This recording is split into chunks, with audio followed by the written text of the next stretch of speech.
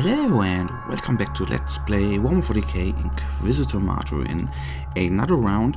And in the last episode we had just two smaller upgrades, a Signum and our Void Shield here. So we now have a Void Shield and not the refractor field, I think, anymore. So that brought us from 980 or 982 to 983. So we are on the right way, on the way to 1000. Alright guys, with that, let us crank out another turret mission and let's go for Signum and belts. At least we increase the chance. No, I wanted, that's what I said in the last episode, let's go for inoculators. So we shape that mission and then we go. Let's see what kind of background we get here right now. Come on, load up, and let us take a small little look here.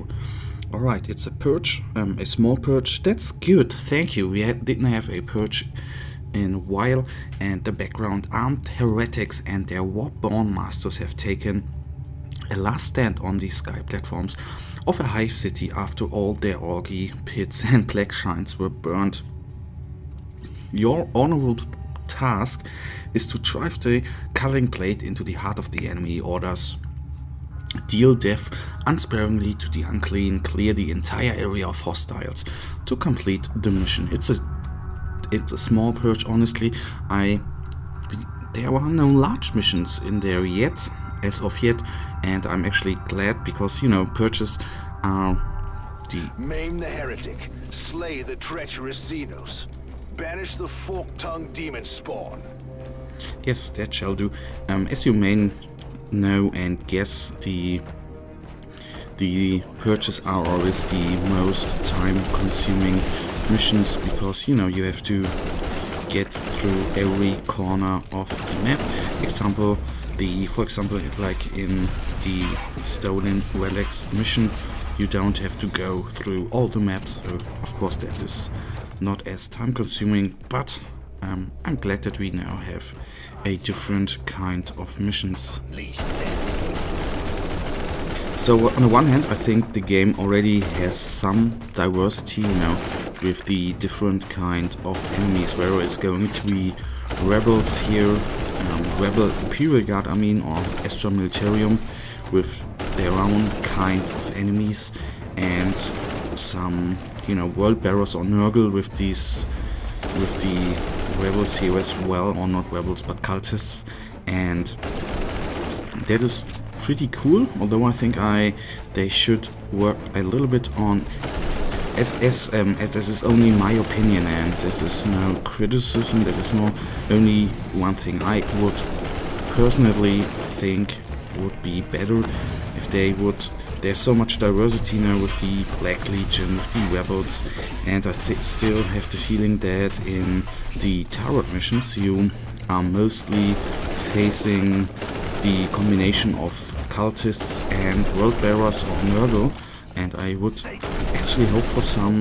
On the one hand, there is diversity in this game, as you've seen in the normal missions, but I would enjoy to face the Black Legion, for example, here more often, or the Astra Militarium more often. That would, you know, that would increase the diversity and I think would bring more fun to the game. And I don't know whether that is going to be changed. I personally would like to see that, but let's see. So we are okay, 4000. So the force field is better. The void shield is better than the force field, obviously, because actually void shields are employed on ships. Alright, there is diversity in this game, and that is what I like in the game. Although I think it would be quite nice as well if they would increase the mission types. I mean, basically you have the hunt missions, and for me there's a decimator, nice. The hunt and assassination, for example, are the same type of mission, you know. There's not really the big difference, and Then you got the stolen relics and the purge missions. I think it would be quite nice if they would implement another type of mission that compared with the different settings, which I don't know how they are actually going.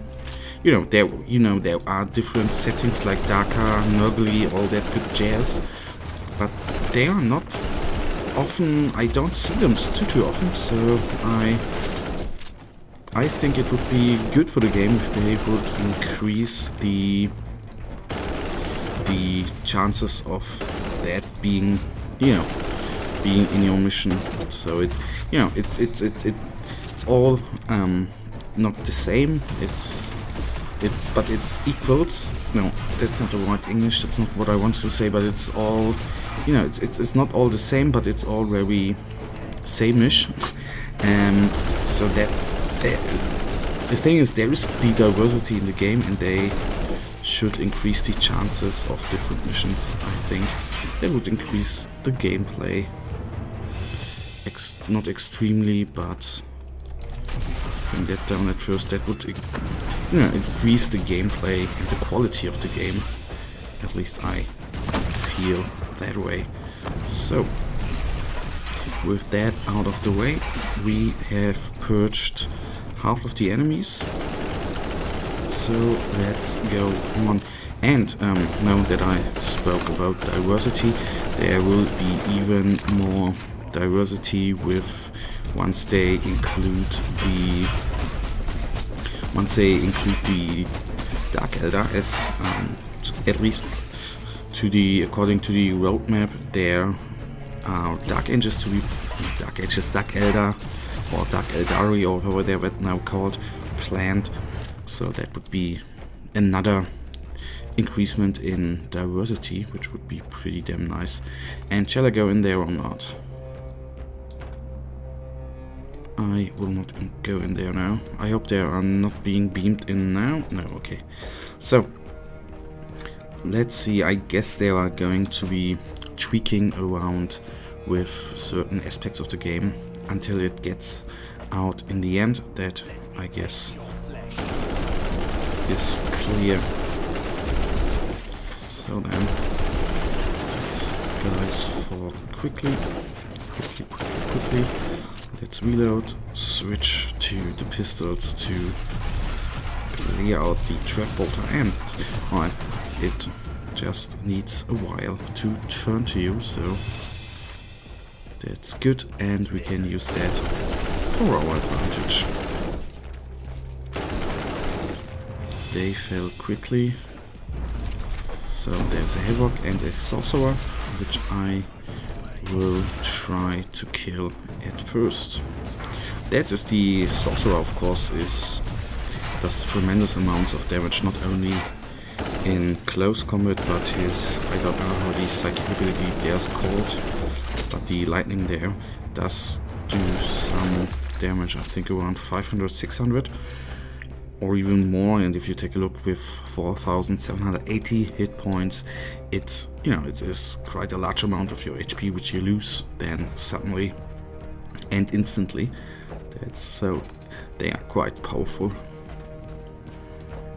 To use a little horde, then I will go down here first of all, and I think the Void Shield is super cool. I'm not going into that again, that I don't like the animation. I still don't like the animation, but it 4,000 bonus hit points. It basically doubles your hit points. That is quite cool. And that is another thing I am not too certain about. If I take a look, it has a cooldown of 5 seconds. The refractor field, I think, which we had before, absorbs less damage and has a cooldown of 1 minute. That is something I don't understand as well, but what the hell, I can't change that right now. So pistols again for the champion here. I have then noticed the last time we engaged the Lakewood Lair that the autogun is quite good against him.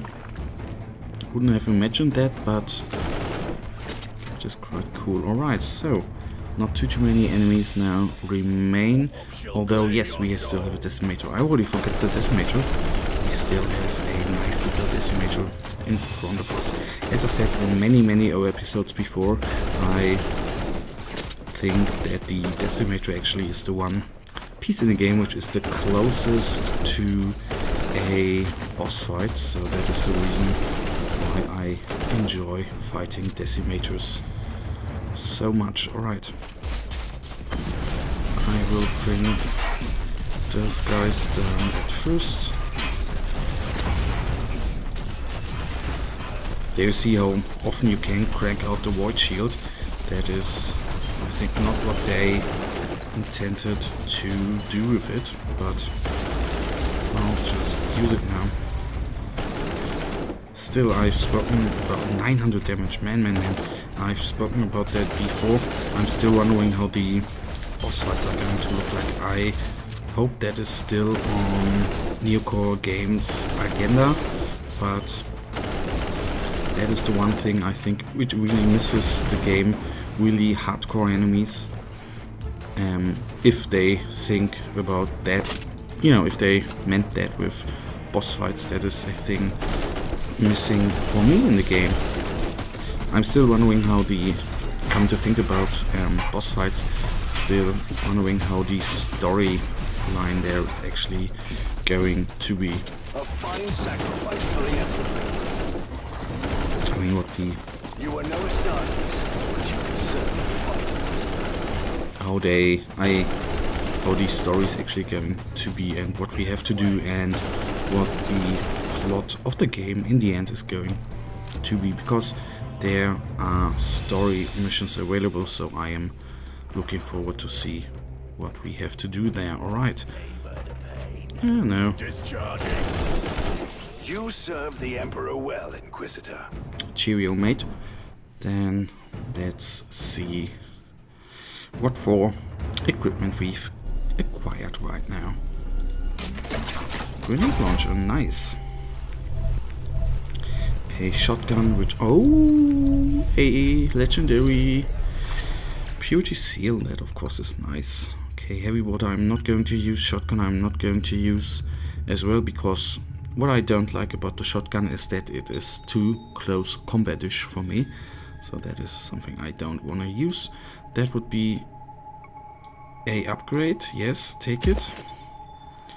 And a 990, that's of course nice as well.